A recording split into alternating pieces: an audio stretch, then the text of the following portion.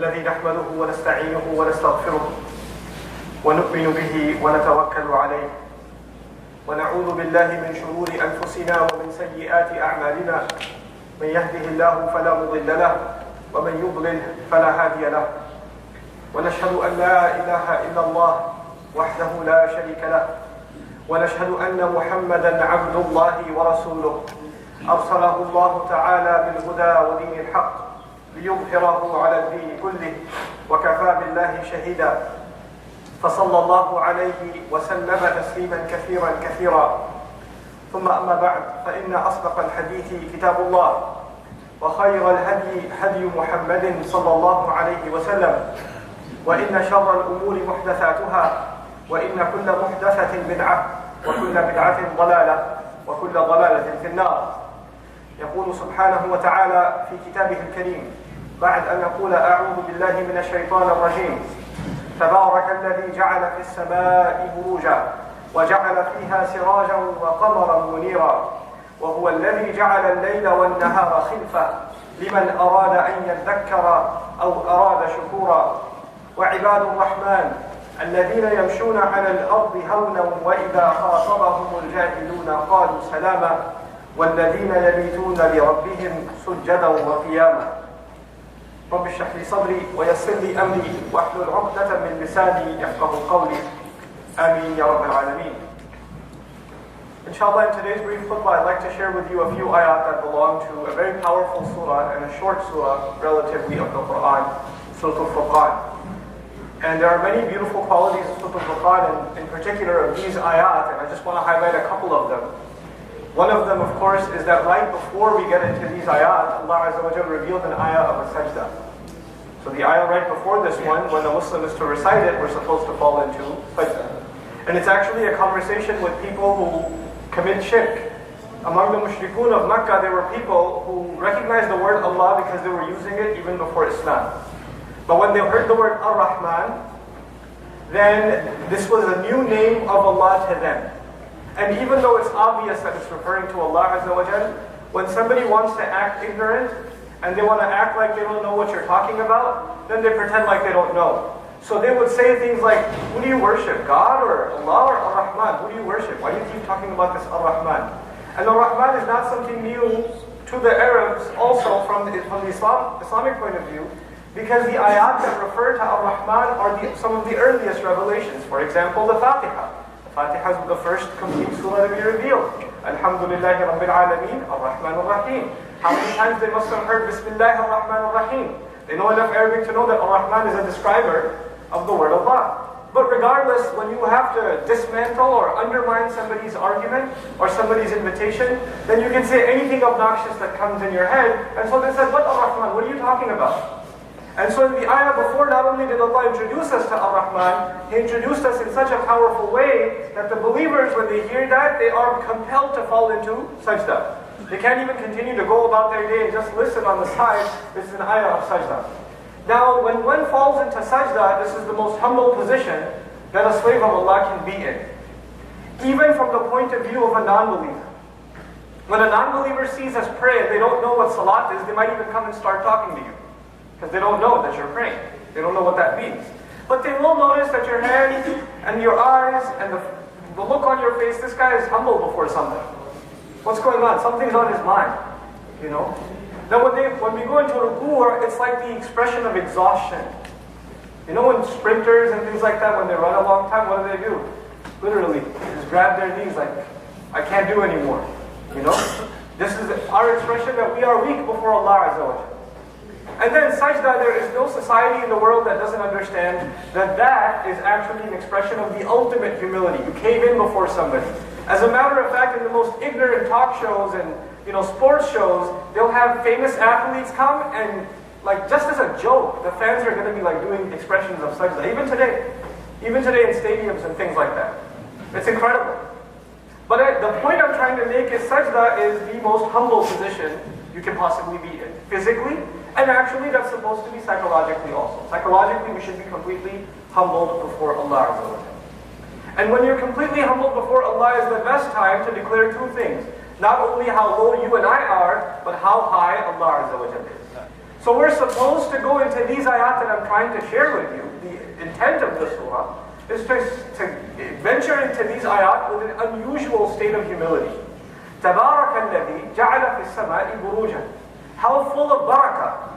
How full of barakah. As I'm trying to make the translation easy to understand. You know, in English translations they say, how blessed is the one that placed a brilliant source of light, a brilliant thing in the sky. جَعَلَ فِي السَّمَاءِ بُرُوجًا. Burj is actually a brilliant tower that you can see from far away. You can't see anything in the city, there are no lights, but there's a tower and there's a light on top, that's a burj. You can see it from a distance. Allah says, burujan. He put multiple brilliant towers up in the sky, referring to what the stars look like. Stars look like their own civilization. Burujan. وَجَعَلَ فِيهَا سِرَاجًا. And He put in it a massive lamp. Siraj is an unusually brilliant lamp. وَقَمَرًا مُنِيرًا. And He placed inside it a moon that gives off light, or deflects light. So Allah refers to the stars, the sun, and the moon. He refers to these things. And in each of them, He referred to their quality of giving light. You should appreciate that. Then in each of them, Allah could have called it the sun, the stars, the sun, and the moon. But instead of using nujum, He used buruj. Instead of using the sun, ash-shams, He called it siraj. And instead of just calling it qamar, He said qamaran munira. And all three of them, there's the matter of light. There's the matter of brilliance. And this is important because Surah Al-Furqan is the surah that the right before it is Surah Al-Nur. So that the effects of Nur are still on the reader. The effects of light that lives inside the chest of a believer are still fresh. Anyhow, let me talk to you about barakah for a little bit. Barakah means az-ziyadatu fil khayr in Arabic. They say az-ziyadatu fil khayr. Increase in goodness. In other words, I was going to do something, but if what I was going to do has barakah, then the outcome of it will be better than I even hoped for. It will produce more good than it's expected to produce. That kind of an action is barakah. If my word has barakah in it, it will produce more good than it can logically be assumed to produce. An action of barakah, and we don't have the power of barakah. We have, in science they say action and reaction. They're equals, right? For every action, there's an equal but opposite reaction, or consequences even. They're expected consequences. But in the concept of barakah, it says, though Allah Azza wa Jalla comes along, puts His barakah in something, and when He does put His barakah in something, then the goodness of it comes way more than any science can explain, any logic can explain. More goodness comes out of it into your life, into the lives of others. And Allah specifically mentions His barakah in this surah, right after He mentioned His name, Ar-Rahman. In Surah Al-Rahman, you'll notice Ar-Rahmanu 'allama al-Qur'an, and at the end of the surah, He'll say, Tabarak asmu rabbik. He began with Ar-Rahman, He ended the surah mentioning the barakah of that name. Meaning the word Ar-Rahman itself has certain special powers. When we call on Allah with that name, the things that we do have extra barakah in them, have extra power of goodness in them. And that is why it's so understandable that in our deen, Allah Azza wa Jalla and His Messenger sallallahu alayhi wa sallam have instructed us, whatever good thing you start doing, you should start with Bismillahi ar-Rahman ar-Rahim. When we just say Bismillah ar-Rahman ar-Rahim, now the things we're going to do, we are expecting from Allah to put more good out of them, bring more good out of them, than we could have expected ourselves. That no other human being could have done. This is Bismillah ar-Rahman ar-Rahim. And on a side note, even though that's not my khutbah, just using Bismillah ar-Rahman ar-Rahim is enough for a Muslim to always be optimistic. To always be optimistic. Because we called on the name of Allah that's full of barakah. So whatever I'm going to do, Allah is going to increase it. Allah is going to put good in it. The results of this are going to be good. And that's not up to me, or my effort, or my qualifications, even though I should try and do my best. That's because of the barakah of Allah in the end. Now, Allah referred to the sun, or rather the stars. Then He talked about the sun and the moon. وَقَمَرًا مُنِيرًا. Then He says, وَهُوَ الَّذِي جَعَلَ اللَّيْلَ وَالنَّهَارَ خِلْفَةً. And He made the night and the day conflict with one another. But then He, in this particular ayah, describes why. The harf lam in the Arabic language that's coming, لِمَنْ أَرَادَ أَنْ يَتَّقَّى وَأَرَادَ شُكُورًا. Li can be the word, you can translate it easily as for. He made the night and the day go against one another, meaning they're always battling. The sun has positioned itself, and it's heading down, and the night is starting to win. And as Asr and Maghrib appear, you can see the battle being won by the night. And then this battle will start again next morning. This khilfa, this succession, constant going back and forth, one behind the other, is going to keep happening. Allah says, why is it made and for who is this sun, night and day produced? لِمَنْ أَرَادَ أَنْ يَذَّكَّرَ. For the person who wants to make an effort to remember. When you say تَذَكَّرَ in Arabic language, then what you're saying is not only do you make an effort to remember, you are ready to take advice. You know, وَمَا يَتَذَكَّرُ إِلَّا أُولُو الْأَلْبَابِ. The people of the sharpest intellect, they're the only ones that will take the advice. When somebody says something, they say, yeah, this is the time that this advice applies. And this is a very important concept. A lot of times when you are doing something wrong and somebody tries to give you and me advice, we say, not right now. Not right now. There's time for that later. I don't need a lecture right now. You know? Give me that reminder later. In Jummah I can take a reminder, but not at home. Not when I'm angry at my employee. Not when I'm on an angry phone call. If somebody gives you advice at that time, be a little patient. Calm down. Then you say, no, you know what? Mind your own business. Right now I don't need the reminder.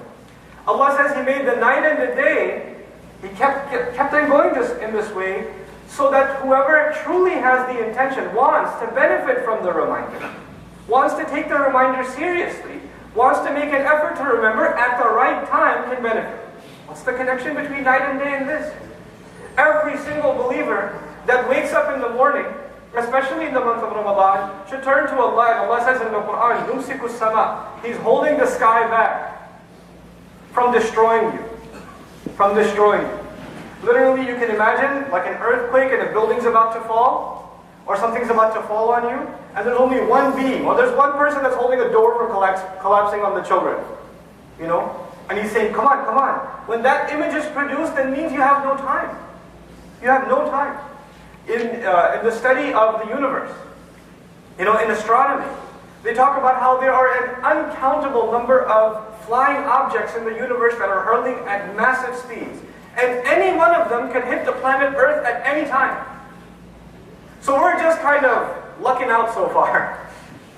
So if it just comes and hits, we can't do anything about it. It will just be gone. I mean, there are black holes in the universe, they see stars imploding, they see all this stuff, and they say there's no scientific way to save the earth from utter destruction. So Allah, you know, He doesn't just say He's holding the sky up. Sama means whatever's above. Whatever dangers lie above you out there, Allah is holding them back from you. And so when you and I see another day come out, another morning wind, and another night wind that evening, then we say, Ya Allah, you held it back again, so you gave me another chance to take advantage of your reminder.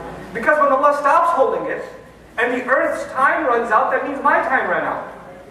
So every single day, a believer is supposed to have a sense of urgency that Allah, out of His unimaginable mercy, بِأَنَّهُ وَالرَّحْمَنِ, because of that, He's giving you and me another day to live, another day to get our act together. أَوْ أَرَادَ شُكُورًا, or also this sky is being held up, and this day and night conflict with each other continually. You get another day and another night, and another day and another night.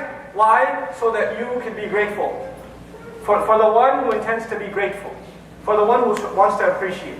Now there are two things, benefiting from the reminder and being grateful. Those are the two things Allah Azza wa Jalla talked about in this order. I'll say them again because this is what really the point of my khutbah is. Benefiting from the reminder and being grateful. Those are the two things that Allah highlights in this passage. Now, the very next ayah talks about one of the most important aspects of benefiting from the reminder. And it's very beautiful how it correlates with the sun and then the moon. The sun, obviously, daytime. So the behavior of the daytime is highlighted first. And Allah Azza wa Jalla says, in this beautiful ayah, Allah Azza wa Jalla says, وَعِبَادُ الرَّحْمَنِ الَّذِينَ يَمْشُونَ عَلَى الْأَرْضِ هَوْنًا. The slaves of the Ar-Rahman, those who really enslave themselves to Ar-Rahman. Now I told you, who just made sajda? The believer. Right before we got into these ayat, we had followed into sajda. And falling into sajda means we have declared ourselves slaves. And now Allah addresses those slaves. And He says the slaves of Ar-Rahman, the slaves of the unimaginably merciful. The first thing Allah puts here that's unique, you know, وَلَمَّا قَامَ عَبْدُ اللَّهِ يَدْعُوهُ في سورة الجن. When the slave of Allah stands up and calls on him, calls him Abdullah. Here He calls them Ibad al-Rahman, the slaves of the unimaginably merciful. Meaning these are the people who are qualified for Allah's mercy. The people Allah is about to talk about, every one of us is Allah's slave. وَمَا اللَّهُ يُرِيدُ ظُلْمًا لِلْعَبِيدِ. You know, وَلَيْسَ اللَّهُ بِظَلَّامٍ لِلْعَبِيدِ. Allah is not a wrongdoer. He doesn't do wrong to any of His slaves. But we are Ibad al-Rahman. These are the special slaves of Allah that deserve His special mercy. What's the first quality He's going to describe of them? I would think Allah might describe they do a lot of ibadah. They do a lot of dhikr. They do qiyamul layl. They stand in the middle of the night. They never forget Allah Azza wa Jalla in anything that they do. They're constantly thanking Him. Look at the first thing Allah is going to describe for these special people. These special people.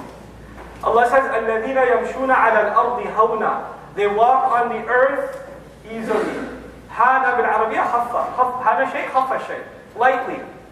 Lightly. They don't want to make sure that when they walk somewhere, their presence is known. Did you realize I'm here?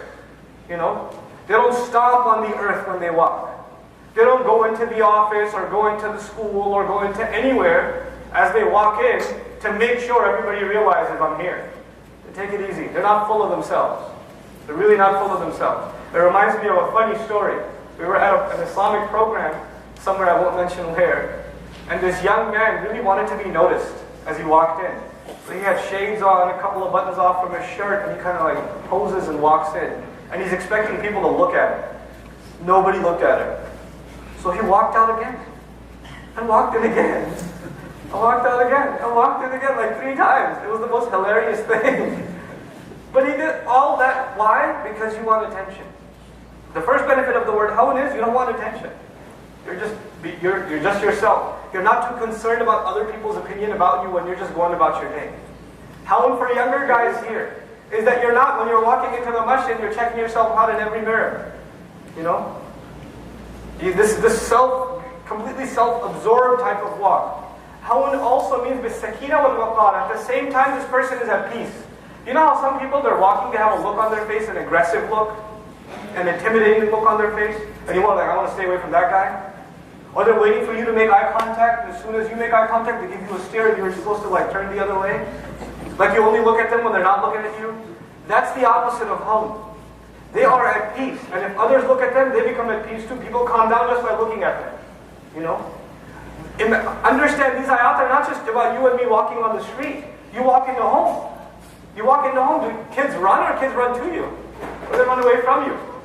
You walk into the office, you're the boss. People are afraid of you, and you enjoy that. You're like, yeah, you know, better be scared.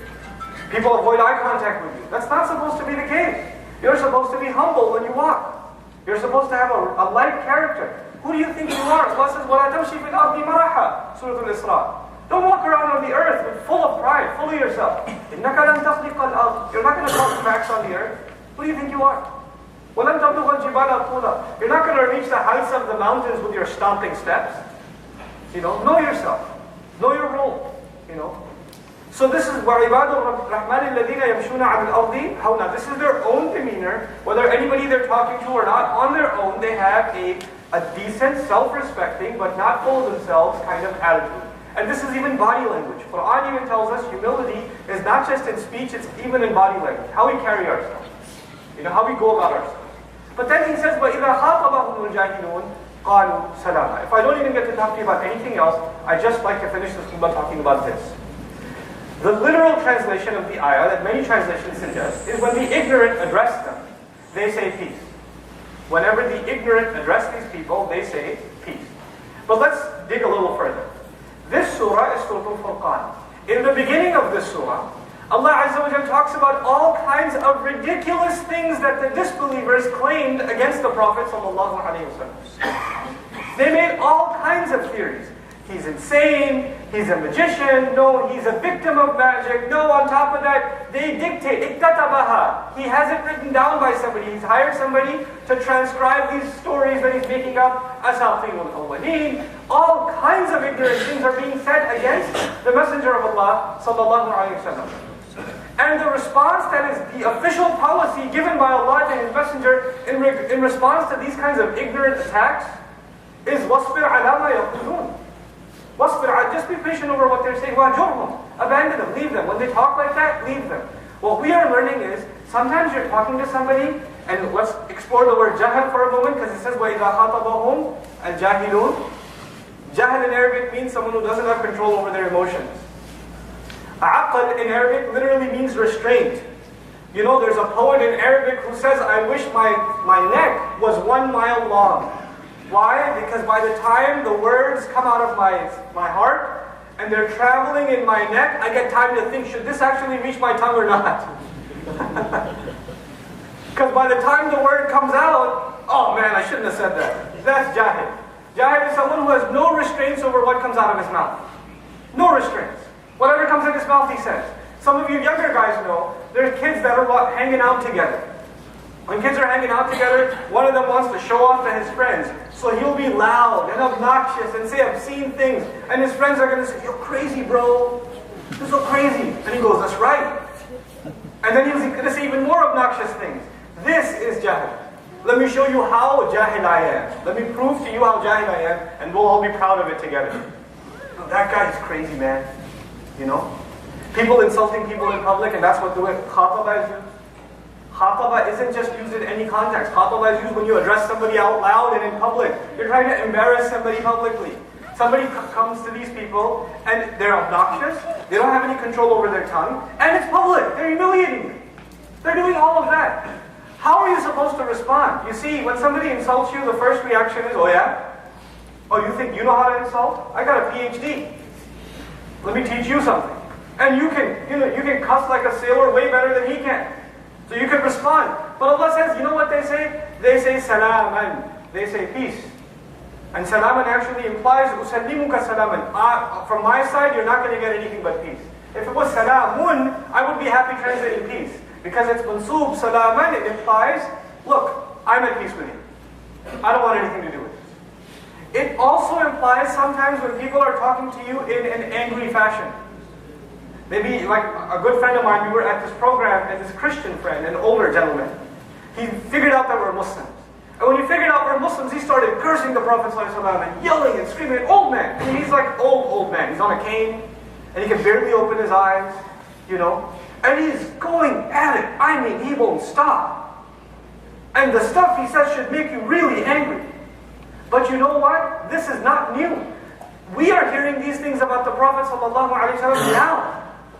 The people, the Sahaba, were listening to it with the Prophet standing right there. ﷺ. One of the famous stories that really moves me is that people came and they started, the Prophet was sitting with Abu Bakr as-Siddiq ﷺ. They were sitting together. And these people came and they started cursing out the Prophet ﷺ. Or actually cursing out Abu Bakr as-Siddiq first. They were yelling at him, screaming. They're talking about his family. You know, the worst thing you can do, talk about your family. Cursing them out. Abu Bakr as-Siddiq was patient. Doesn't even get up. Then they start talking against the messenger. They see that we couldn't get under his skin. We should try to insult the messenger. So they start insulting the messenger, sallallahu alaihi wasallam. And Abu Bakr as-Siddiq can't take it. Got up. As soon as he got up, the Prophet left. Sallallahu alaihi wasallam. Now Abu Bakr as-Siddiq has a choice. Should I go after these guys? Or should I go after my messenger? So he picks the messenger. Sallallahu alaihi wasallam. And he went to him and he caught up with him. And he said, why'd you leave? And he said, so long as you were sitting there patiently, the angels were surrounding us. And all of them were saying that Abu Bakr is committed to the truth. Abu Bakr al-Haq. The moment you got up, they flew away. And I don't sit where angels don't sit. So he left. SubhanAllah. He's teaching even the most beloved, you have to learn to be quiet sometimes. The last thing I want to share with you about خَاطَبَهُمُ الْجَاهِلُونَ قَالُوا سَلَامًا. Even if I could do that much, hopefully some good lesson has been taught. For myself and all of you. That is that jahal actually means not being overwhelmed by emotion. Being overwhelmed by emotion. That is why even Musa a.s. says, أَعُوذُ بِاللَّهِ أَنْ أَكُونَ مِنَ الْجَاهِلِينَ. He doesn't mean that I seek refuge of Allah to become from the ignorant, those who don't know. He also is asking refuge from Allah. Ya Allah, don't let my anger, my emotions get so strong that I do something I regret later. Now at home, at work, among friends, sometimes somebody is emotional, somebody is really depressed, somebody's really angry, or you know that somebody has a little bit of a minefield, emotional minefield. You touch them a little bit and they explode emotionally. You know there are people like that around you. You should have the common sense as a slave of Ar-Rahman not to poke and prod with those kinds of people. And if you talk to somebody in your family, you walk into home, a husband and wife, you walk into home, you look at your wife's face. And if you know your wife's face will tell you everything that happened that day. And your wife's will tell you it's a bad idea to talk to her right now. It is a bad idea. And the wives know about their husbands. They walk in home, he walks into home, she looks, she asks, how was your day? She knows. Today is a bad idea to ask him for the groceries or talk to him about what we're going to do on the weekend, or let me just let him calm down, let him eat a little bit, let him just get it out of his system, and then I'll talk to him. But if you start from the very beginning, what's going to happen? What you should know is going to happen. At that time, they're overwhelmed by emotion, they're stressed out, they're depressed, whatever it is, and then they're going to talk back very angrily, and then you're going to say, oh yeah, you had a long day, what about me? And it's going to start. وَإِذَا خَاطَبَهُمُ الْجَاهِلُونَ قَالُوا سَلَامًا. It's emotional, psychological intelligence also. You don't just talk about what you want to talk about. You have to think about what is the emotional state of the person you're addressing. You have to be sensitive to them. These ayat are about courtesy. Not only are you humble in and of yourself, how the way you carry yourself, you consider what other people are going through before you say something to them. Maybe this is not the best time to give your son a lecture. Maybe he's a little stressed out right now. Maybe he's a little, overwhelmed. Maybe find a better time. Maybe it's not the best time to tell your wife she did something wrong. Maybe you could find a better time to do that. Maybe right now she's under a lot of pressure, So and especially us Desis, right? The wife is cooking, 2 kids are hanging off of her and all this stuff, and you're like, hey, you forgot to put salt in here? Come on. Find a better time. Hey, this was amazing. A little more salt next time, it'll be like from Jannah. You can do that, You can do that. But just take it easy, don't say things. Don't say things at the wrong time. This is what إِذَا خَاطَبَهُمُ الْجَاهِلُونَ قَالُوا سَلَامًا. May Allah Azza wa Jalla make us of those that are sensitive when they open their mouth as a result of wanting Allah's mercy. And this is my final reminder to you. And that is that this entire passage was about people, the special people that get the mercy of Allah. So to get the special mercy of Allah, we have to watch what we say. That's the first thing Allah described. قِيَامُ اللَّيْلِ وَالَّذِينَ يَبِيتُونَ لِرَبِّهِمْ سُجَّدًا وَقِيَامًا. They spend the entire night making sajda, and making qiyam is mentioned second. This is mentioned first. Can you imagine? That is when we talk to Allah. When we make sajda and we make qiyam, we stand in front of Allah in the middle of the night, that's when we're talking to Allah. Allah said, before I teach you about talking to me, I'm going to teach you about talking to others. You have to learn to talk to others too. That's a matter of your heart too, because when you talk to others in a mean way, your heart becomes hard, and then you can't bring me a good heart when you're ready to talk to me. SubhanAllah. It's an incredible thing. So we have to become people of conscience, of sensitivity, and may Allah Azza wa Jalla make us a people of qiyam and sujood in the middle of the night. Barakallahu li wa lakum fil Qur'an al-Hakim, wa nafa'ni wa iyyakum bil ayati wal dhikr al-hakim.